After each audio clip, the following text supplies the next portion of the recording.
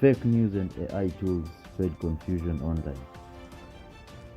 Rising taxes and debt put Kenya's economy under pressure. Urban crime and violence would rise. Deforestation threatens Kenya's wildlife and climate.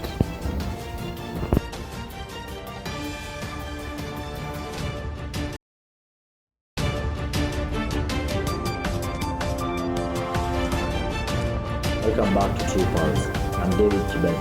Without wasting time, let's dig into misinformation, money struggles, crime, and environment.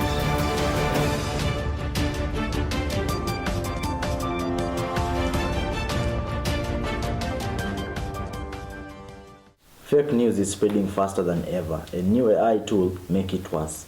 Misinformation spreads fast today because people forward things on WhatsApp and share posts on TikTok or X without checking if they are true, which creates fear and confusion in the community.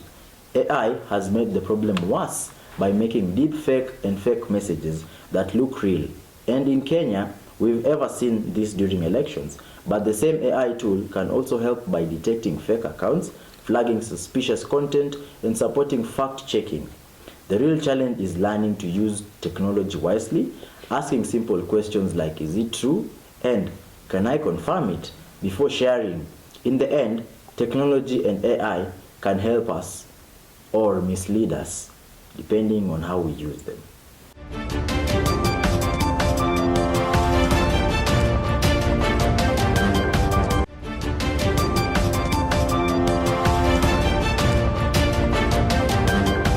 Social media is flooded with fake pictures, edited videos, and false headlines. Many people can't tell what's real.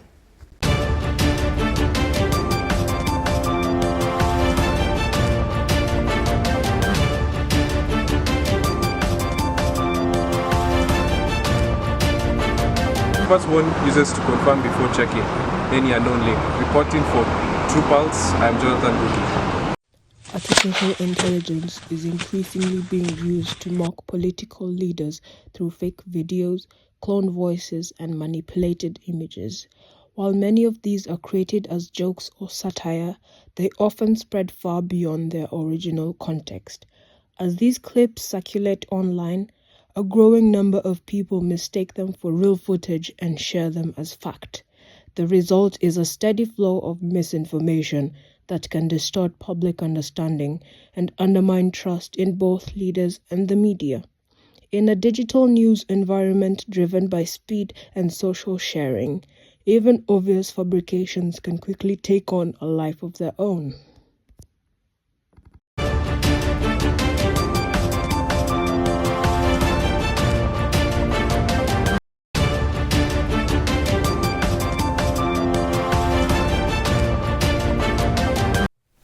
We are delighted to have an expert with us today. Thank you for being here. And with your permission, let me dive into my first question. Why is fake news such a big problem now in Kenya and globally? I think fake news is such a big issue right now, especially on TikTok, because of how the app is designed and how people use it. So TikTok works in a way that its algorithm mainly pushes content that gets attention and engagement, not content that's accurate and true. So you'll find that if a video is dramatic or emotional, it spreads really fast, even if it's not true. On top of that, with just a phone and internet, anyone can create content. Most people post videos without fact-checking what they're posting. Some do it for clout, some do it for money, and some do it for influence. And many viewers just share without verifying. Short videos also lack context. It's so easy to edit clips, to add misleading captions, or even use AI, so making fake news look real. Many users also lack digital literacy to tell the difference from what is real and false. Okay, how do we fight it or reduce the amount of misinformation being spread? I think fighting misinformation starts with how we use social media ourselves. First, we need better digital literacy. People should learn how to question what they see online instead of believing everything they see on their feed. Simple things such as checking the source, looking at comments, or confirming the story from other platforms can make a big difference. As users, we need to slow down before sharing. Just because a video is trending or sounds convincing doesn't mean it's true. Taking a few seconds to verify information can stop fake news from spreading farther. Social media platforms like TikTok and Instagram need to do more. The algorithm shouldn't only push content that gets views, but also content that's credible and true. Fact-check labels and reducing the reach of false videos would also help. Influencers should be held accountable because they have a lot of impact. If everyone plays their part, users, platforms, and creators, we can reduce the spread of misinformation. All right, thank you for sharing your knowledge and your insights.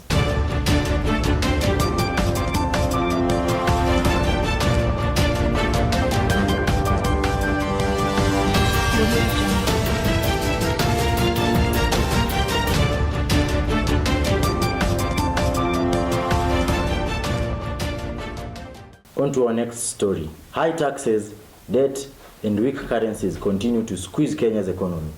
In Nairobi's central business district, life looks like it's moving, but listen closely and you will hear a different story. In the heart of East Africa's economic hub, the wheels are spinning, just not fast enough for many.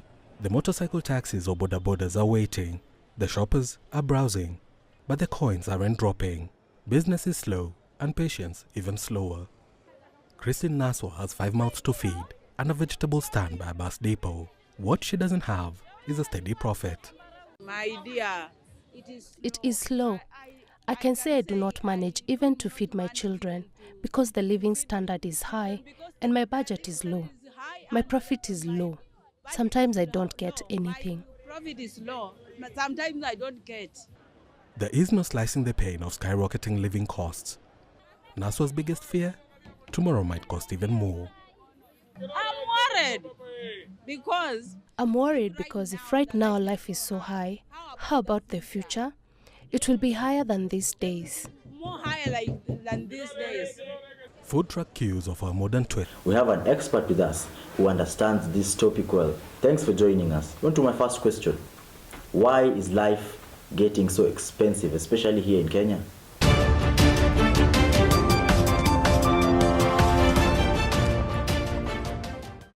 How can the economy recover even when you don't seem to have or see any hope? Jumpstart your retirement savings, or simply learn how to budget. We spoke with financial experts on how to best set yourself up for success this year. First, determine the right goal for you. We might kind of look at what everyone else is doing instead of really thinking about what we want to accomplish. Okay, thank you for sharing that with us and thank you for being here.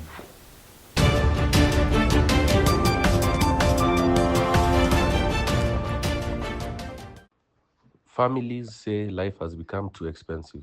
Businesses are struggling to stay open. It's to straight dinner, but even lunch is becoming a luxury. The government says reforms are needed, while citizens say they've had enough. Yeah, in fact, according to me, it is the government policy. Why? The government is adding taxes in some of the areas whereby we did not use to pay tax. Yeah, so for us, we feel like it's not good. At just 23, Kennedy has developed a view that mirrors a growing number of young Kenyans, taxed to the bone and tired of promises. Kenya boasts one of Africa's most diversified economies, with thriving agriculture, tourism, and tech sectors. But that is the brochure version. The reality is that around 40% of Kenyans still live in poverty. Yes, at the moment the economy is not doing good, because if you look, most of the youth of my age, they are jobless. They are hopeless, nothing is going on, there is no projects, in the hospitals there is no drugs, so the economy is not doing well. And it's not just the economy that has lost value, so has political trust. Shihera, like many others, isn't swallowing what he once believed in anymore. No, I didn't vote for him. I will not vote for him again. Yeah. We are going to look for someone who is fresh-minded, someone who cares about the small people down here, and someone who will look into the economy so that it can favor everybody, not only the rich, but also the poor. The next election is 2 years away, but the ballot whispers have already begun. Disillusionment runs deep, and so does the hope for change. Until then, the wait continues.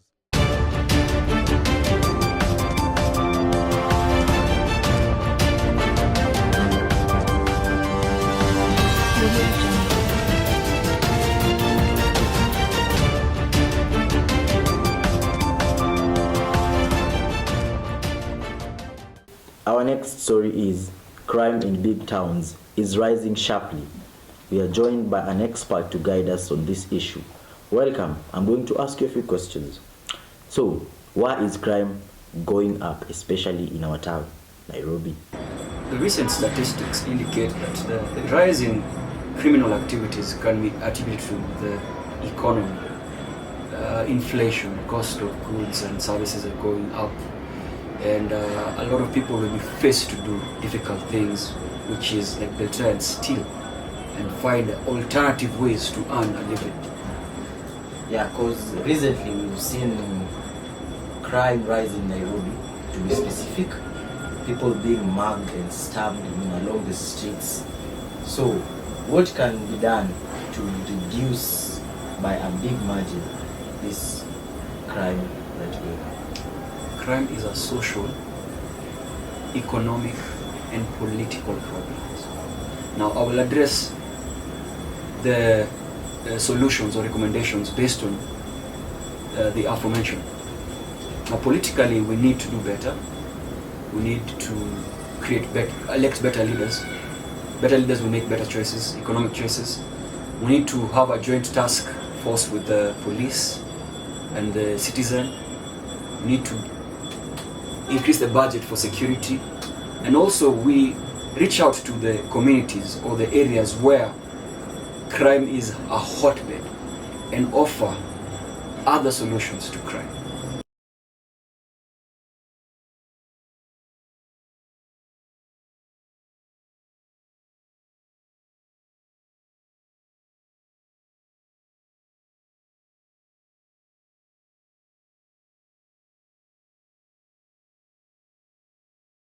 Kenya's forests are vanishing. Wildlife and farmers are paying the price. Deforestation has destroyed habitats and water sources.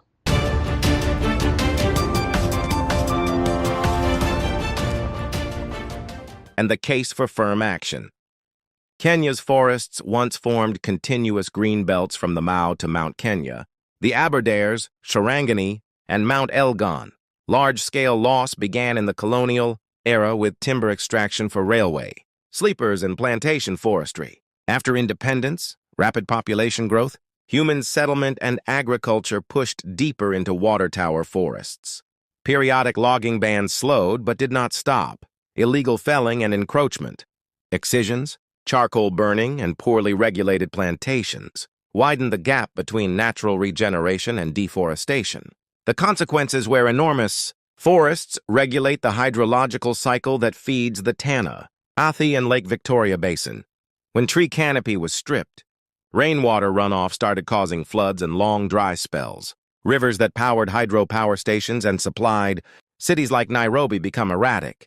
Dams silt up from eroded soils, cut electricity output, and raised maintenance costs. Downstream farms lost fertile soil. Tea and coffee zones faced. Shifting microclimates and fisheries suffered from warmer, muddier waters. Biodiversity declined as habitats fragmented, threatening endemic plants, pollinators, and iconic wildlife. Rural livelihoods dependent on fuel wood, non-timber products, and ecotourism became more precarious. All of these amplified climate vulnerability, less carbon stored, hotter local temperatures, and weakened buffers against droughts and storms. Why the urgency now?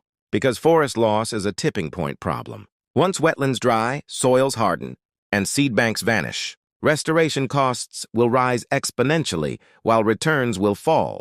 Firm action must be simultaneous on protection, restoration, and alternatives. We should enforce zero tolerance on illegal logging in water towers, secure boundaries, prosecute value chain actors, not just cutters, require full traceability for timber and charcoal.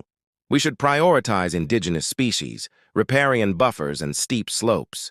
Reconnect fragments with corridors. Invest in assisted natural regeneration where seed sources remain. We should empower community forest associations under clear benefit sharing. Align county land use plans with watershed outcomes. Use payment for ecosystem services and water funds so downstream users finance upstream stewardship.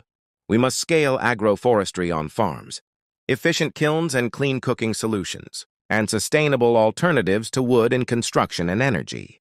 We should have rigorous measurement, reporting, and verification with remote sensing, blend public budgets, private corporate social responsibility, and climate finance to hit national tree cover targets and long-term maintenance. Not just planting days. Kenya's prosperity flows from healthy forests. Protect them decisively now, or pay far more for far longer. Let me bring in our expert. They have a solid experience in this field. Welcome. On to my first question. Why do people keep cutting trees? My name is Lorraine Orembo. I work for the Kenya Red Cross supporting the project promoting inclusive climate change resilience. And why does Kenya, for the first question, why does Kenya keep facing drought problems in most parts? We have to first of all be cognizant of the fact that Kenya has ASAL counties that have always been prone to drought. But despite this being the case, we have witnessed, of course, the frequency going higher and also sporadic events of drought in other counties. So with that said, over time there's been a lot of research, and of course we can attribute this to climate change. And we all know what climate change comes with.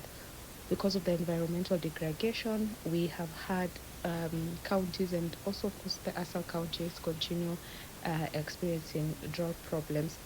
This is mostly attributed to so many factors, including including deforestation, overgrazing, and over time there's also been population growth, and with population growth comes with a lot of factors. So I would say this is one of the factors that are attributed to Kenya, facing drought problems in most parts. I do believe there are several factors to this. One, it's a social, cultural issue, and it's been embedded in the people of this country for a very long time. Remember, most households get energy from firewood and charcoal, and other than that, there are also several factors that surround this. So with this, then there will be very limited efforts towards ensuring that there's a reduction of deforestation. So with that said, there's also we have very weak enforcement when it comes to issues of deforestation, and there's a lot of demand. There are people who sell charcoal to be able to get money. You also have to look at that economic aspect, so this becomes very limited. We also have the factor, the issue that, like I talked about, that there's overpopulation, and people need to be able to find places to be able to to live, and we've seen people encroaching the forest, the trees are being cut down.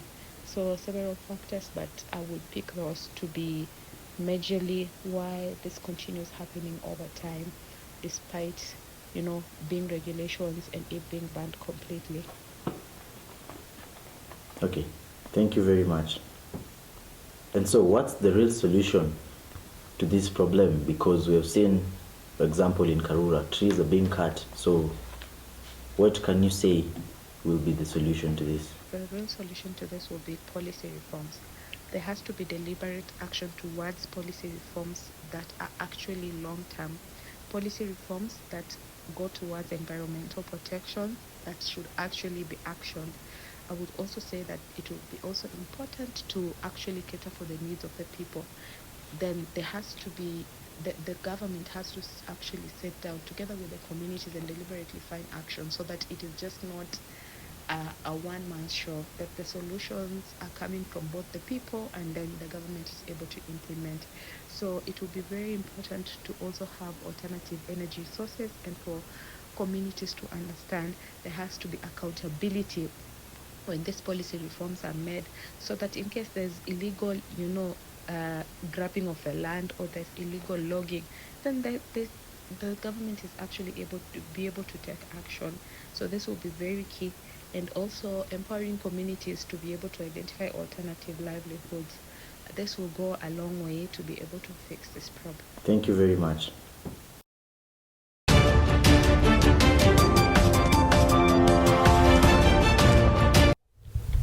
And that wraps up True Pulse.